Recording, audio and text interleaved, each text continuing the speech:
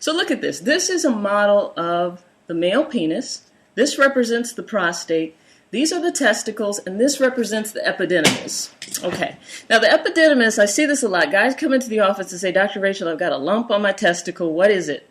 Well, if you feel the top of your testicle, you actually do have a lump, and that's the epididymis. This actually stores the sperm. Sperm is produced down here in the testicles, and it's stored in the epididymis.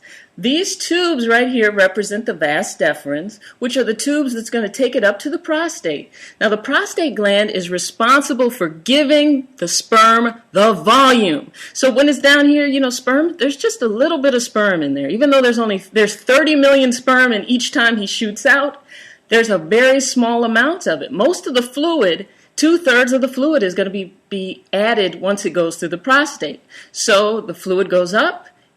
It stops here in the prostate. Well, not stops, because during an erection and ejaculation, nothing really stops. More fluid is added, and then it squirts out.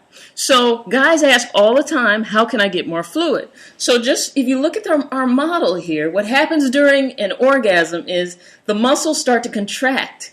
The muscles at the base of the penis by the prostate start to contract. We're getting back to the prostatic massage, something that a lot of women don't want to do because his G-spot is located in his anus. So the prostate is here underneath the anus. This is the penis. This is the base of the penis, the testicles. So what ends up happening is oops, my goodness. It's a mess. I've got a white towel, though, which is important because the darker colored towels stain. And so what ends up happening is now you have between a teaspoon and a tablespoon worth of fluid. Now, the thing to keep in mind about the male reproductive system is that since most of the fluid is added in this area, there are 3 things that are going to affect how much volume comes out. Your age, because older men have less fluid than younger men. So age is important. The second thing is whether or not you're hydrated, because if you're dehydrated, you'll notice on those days where you've ran a marathon, maybe your fluid is thicker and thinner.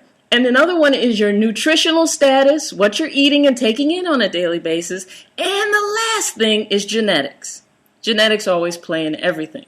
So, of course, you can't alter genetics. You can't change your age, but what you can change is what you're eating and the amount of nutrition and hydration that goes into your body. So there's some known things to increase semen level. Whew. So first thing to increase semen level is to change your diet.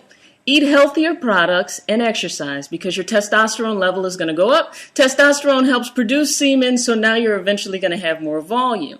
Another thing that you can do is amino acids, you go to the health food store and they've got a section called L-carnitine, L-arginine, L-lysine. Those types of amino acids are the building blocks of sperm, building blocks of semen. So those types of things, if you increase your intake of those, you will actually end up with more volume. Studies show that zinc will increase your volume, so you can supplement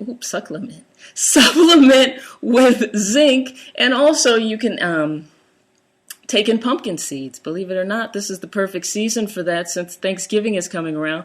Pumpkin seeds have been shown in ancient traditions to increase your stamina and to increase your testosterone. And in the end, when you have those things increased, what happens? Your volume goes up. So I guarantee you, fellas, that there's no woman in your life who's wondering, how can I get more of this stuff to come out? This is something that you, in fact, want to know. And as a matter of fact, it was a gentleman that asked that today on Twitter.